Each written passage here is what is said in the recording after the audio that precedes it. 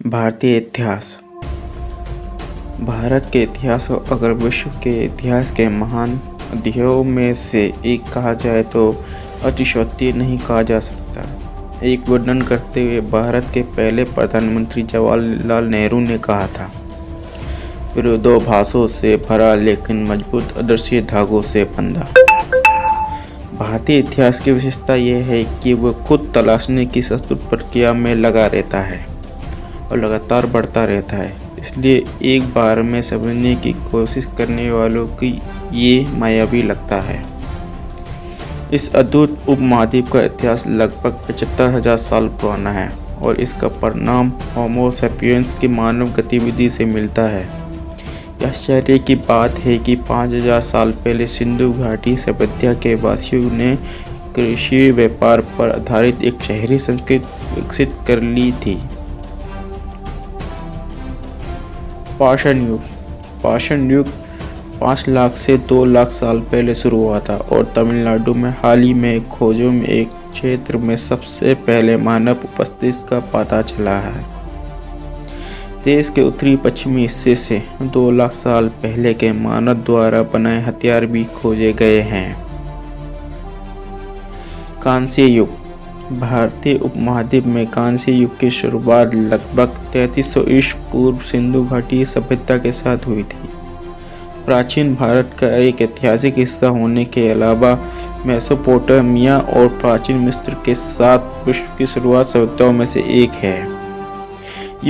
इस युग के लोगों ने धातु विज्ञान, हस्तशिल्प, नई तकनीकी विकसित की और तांबा, पीतल, शीशा और टीन का उत्पादन किया। वैदिक काल। भारत पर हमला करने वालों में से पहले आए थे, लगभग 1500 ईसा पूर्व से आए थे।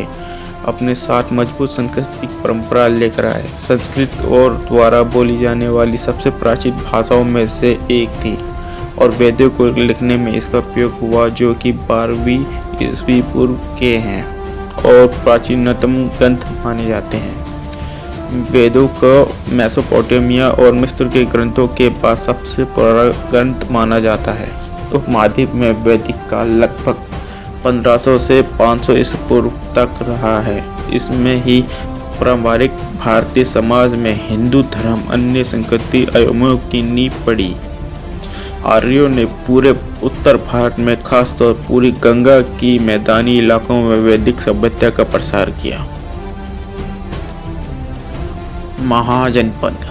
इस काल में भारत में सिंधु घाटी सभ्यता के बाद शहरीकरण दूसरा सबसे बड़ा उद्देश्य देखा गया। महा शब्द का अर्थ है महान और जनपद का अर्थ है किसी जनजाति का आधार। वैदिक युग के अंत में पूरे उपमहाद्वीप में कई छोटे राजवंश और राज्य पनपने लगे थे। इसका वर्णन बौद्ध और जैन साहित्यों में भी है, जो कि 1000 ईसा पूर्व पुराने हैं। 500 ईसा पूर्व तक 16 गणराज्य या कहे महाजनपद स्थापित हो चुके थे, जैसे काशी, कौशला, अंग, मगध, विजय या ब्रजी, मल्ला, चेड़ी, वत्स या वंश, कुरु, पंचाला, मत्स्य, सुरसेना, आशका, अवंती, गंधारा और कंबोजा।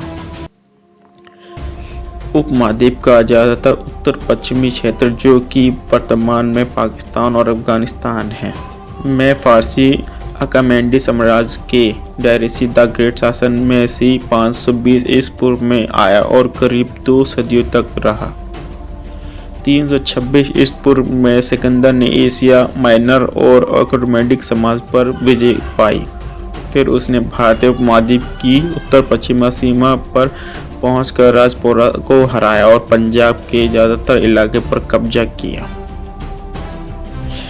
मौर्य वंशजों का मौर्य समाज 322 से लेकर 185 ईसा पूर्व तक रहा। यह प्राचीन भारत के भौगोलिक रूप से व्यापक, राजनीतिक और सैन्य मामले में बहुत शक्तिशाली राज्य था।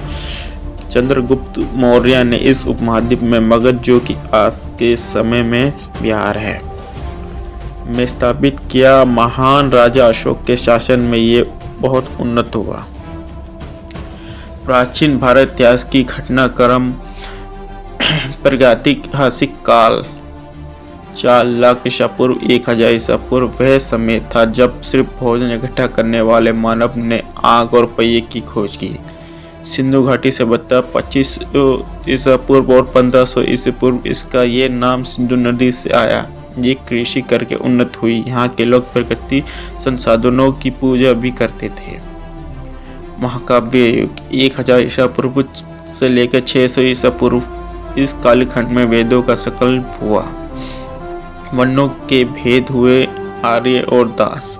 हिंदू धर्म और परिवर्तन 600 ईसा पूर्व से लेकर 300 ईसा पूर्व इस समय में जाति प्रथा बहुत सख्त हो गई थी और वह भी था जब महावीर और बुद्ध का आगमन हुआ। उन्होंने जातिवाद के खिलाफ बगावत की।